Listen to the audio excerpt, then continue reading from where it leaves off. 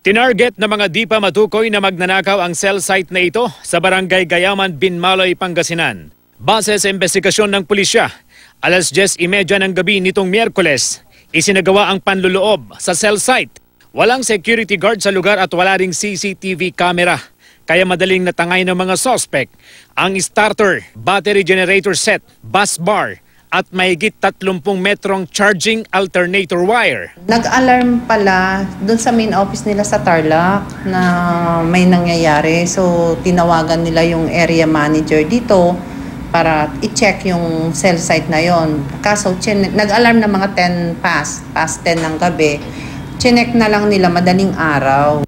Pinaniniwala ang dumaan sa gilid ng cell site ang mga suspect. Nagkikipag-ugnayan na ang pulisya sa pamunuan ng cell site para matukoy ang nasa likod ng pagnanakaw. Mayroon naman silang tinitignan suspect na sabi nila sa amin na walang iba nagagawa yan. Kasi kung common tao lang yan na magnanakaw, hindi nila alam na yung mga wire na yon ganun kamahal. Nakikipag-ugnayan na rin ang pulisya sa mga opisyal ng barangay para i-check ang mga CCTV malapit sa lugar. CJ Torida, Nagbabalita, Pilipinas.